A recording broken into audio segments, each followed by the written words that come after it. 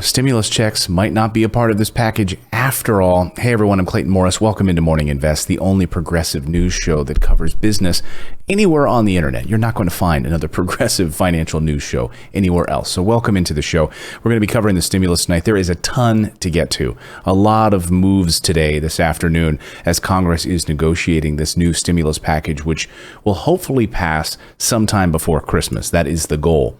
So there will be a stimulus package, it appears, in that $900 billion range. But what's in, what's out, all of this is developing still at this hour. So let's get you the very latest on this. Right now, one of the big pieces of this was whether or not President Trump would actually sign it. After all of this work, would President Trump sign it? And the answer is that yes, in fact, he would. Larry Kudlow tells CoStar Reports it is likely President Trump would sign the $908 billion plan if it clears Congress. But it depends on some of the policy details. And that's very important because we could actually have progressives that I support, like Bernie Sanders, and President Trump and the White House on the same page as it relates to those $1,200 stimulus checks. It's fascinating what's unfolding right now. Bernie Sanders has said he will not vote for this package if it doesn't include stimulus checks, that it would be morally wrong, he says, and that it would be morally wrong and economically wrong if we do not help these people who desperately need money right now. We did it before. Why can't we do it again? We absolutely need to do it. That's where I come down. I think we even need to go greater than that and provide $2,000 per month until this thing is done. That's where I stand. So $1,200? We're searching around for that? Peanuts at this hour? Come on, man. Give me a break. President Trump, and actually Peter Navarro over at the White House, says the same thing. Peter Navarro at the White House saying this afternoon, he's their economic advisor, he expressed displeasure about the lack of stimulus checks. Navarro told Fox Business that it's about 2 months late and $1 trillion short. So the White House wants the larger package. But you know what it all comes down to, of course? It's Republicans in the Senate that do not want it. Well, now you're hearing from some economists as well, who it looks like the mainstream media is like ginning these people up. I don't know. But here is the latest from a group of economists have gotten together, and they are basically saying, hey, Bernie Sanders, please don't kill this relief bill over stimulus checks. They're saying, look, there's no doubt that $200 billion of stimulus checks sent out by Uncle Sam were crucial. But look, don't do this right now. Please don't scuttle this deal. It's the American people need help. We know that, Bernie. You've said that. But please just go along with this package. Don't vote against it, they say. Here's Bruce Meyer. He's an economist at the University of Chicago. He says, don't vote against it. A lot of people need these benefits. Leaving out stimulus checks is a sensible compromise, he says. Bruce Meyer has been studying this, and he doesn't think it's been all that stimulating. Well, tell that to the people who can't pay their rent, and when a $1,200 check shows up, could actually save their family from being evicted, could put food on the table for so many people. It's interesting how these economists want to study this right now. Sure.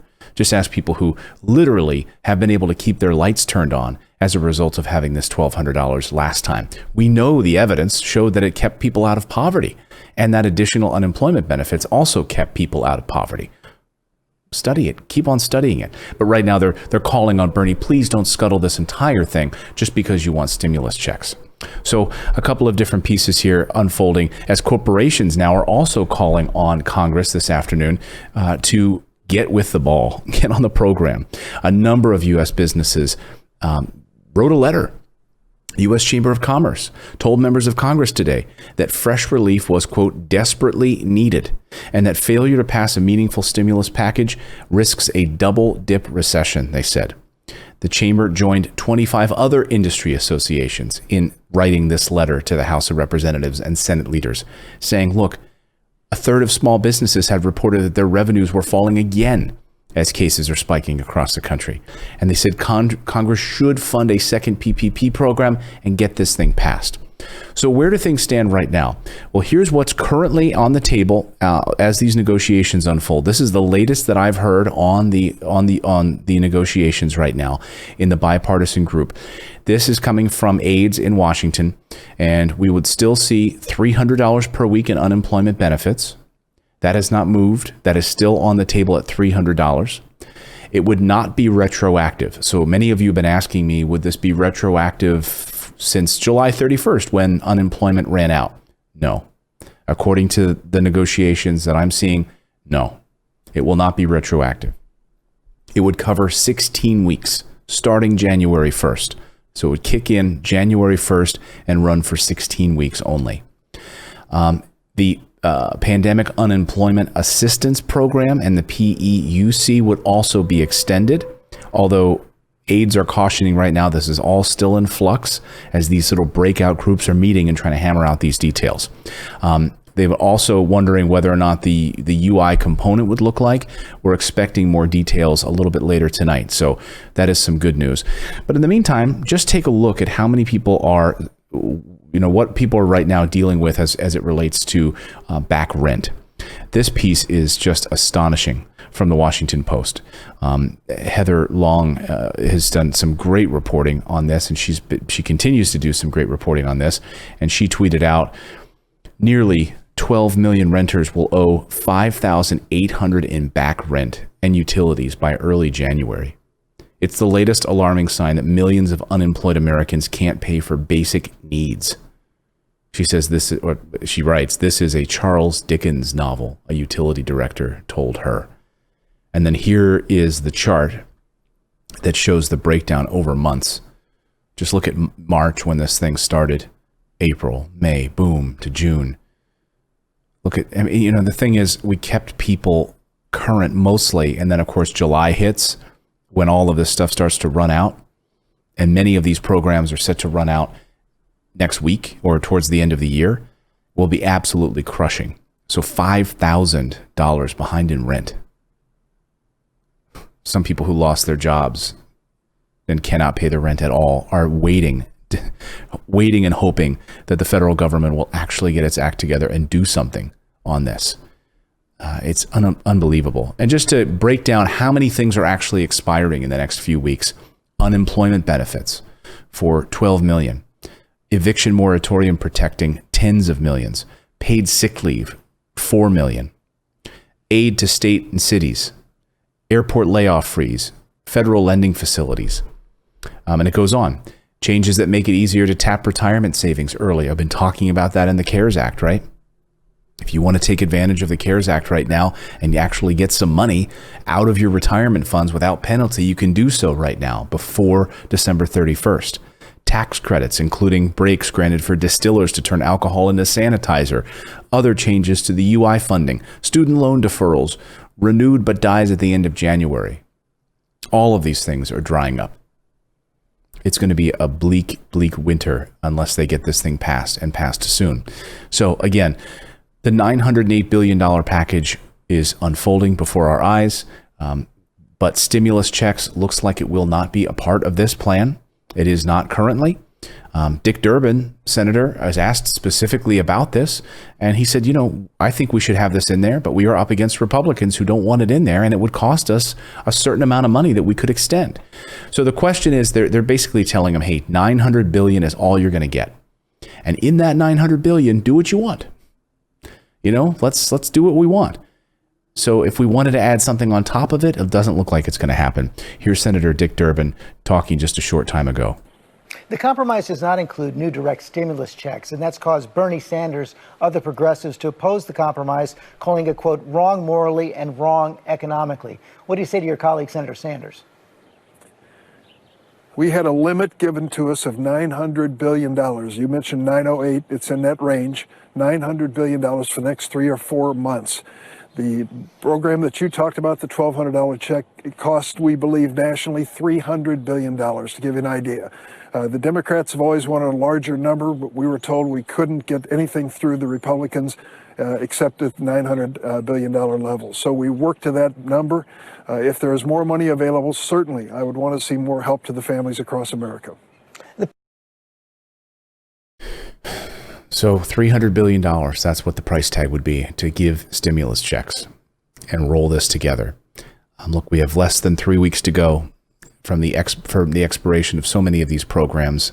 And according to new reporting out just moments ago, literally while I was playing that soundbite for you. It looks too late right now for states to implement whatever extension Congress passes, if any, on universal on unemployment insurance without some workers seeing a lapse in their benefits. So all of these unemployment benefits are going to run out. And whatever Congress passes means that there will have to be a lapse. So you will go without unemployment benefits for a period of time until they can implement it.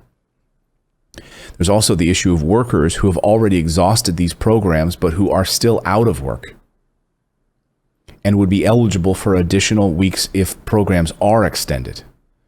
It's unfortunate that lawmakers have taken this long, of course, to dive into these negotiations on extending these programs. I mean, look, we were sounding the alarm bells on this months and months ago. But Mitch McConnell, good old turtle boy, was happy that his big corporate bailouts were taken care of and all of these big corporations made their money, but wanted to put a pause on anything for the American people.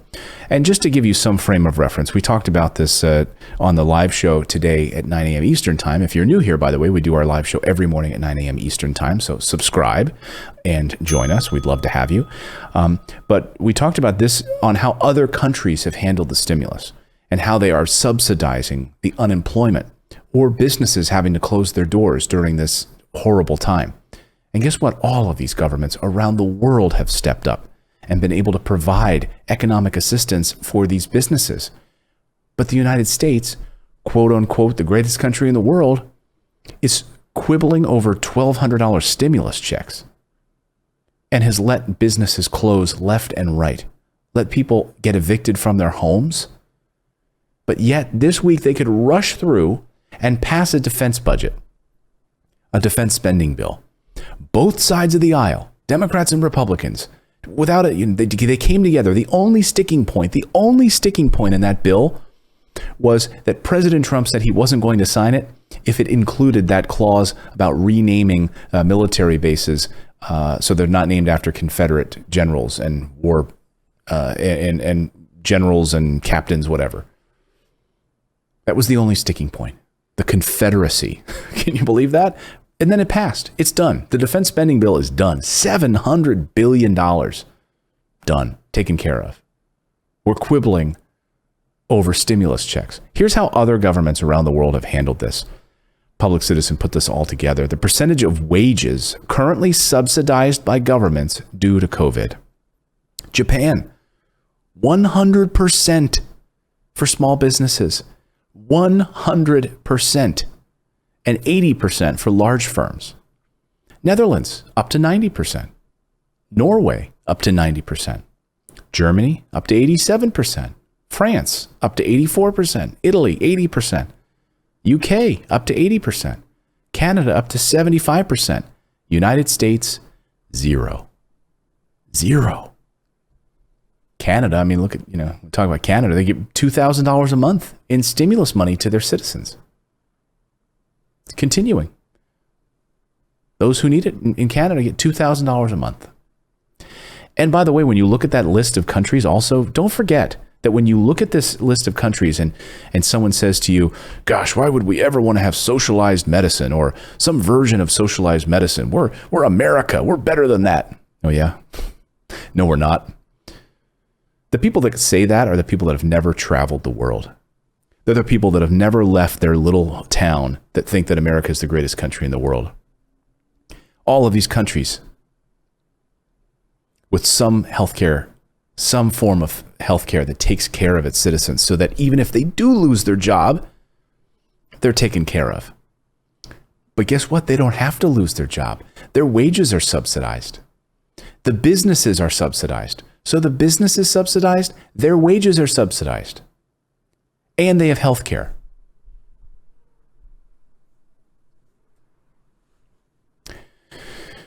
So when someone wants to get into that kind of an argument with you about other countries and health care and socialized medicine and well, we don't want to look like Europe.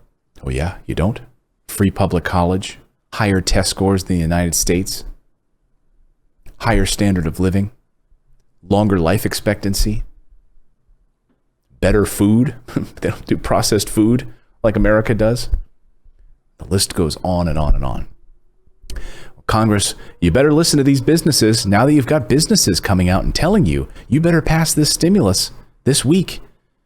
The Business Roundtable, which represents large companies in Washington, D.C., separately on Monday said 83% of their chief executives saw a fresh federal stimulus package as a top political priority. Maybe now that big businesses are telling you to pass stimulus, they'll listen and they'll get it done ASAP. Let me know your thoughts on this latest stimulus news. No stimulus checks. That appears to be the order of the night.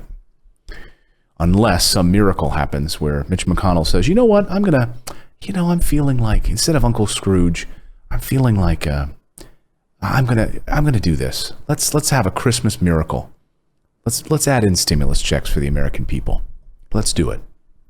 I don't see it happening. Smash that like button, everyone. If I brought you any value at all, please and subscribe to the channel. Be sure to join us every morning at 9 a.m. Eastern Time for our live show as well. We'd love to see you. Thank you so much for joining us tonight. We'll see you next time.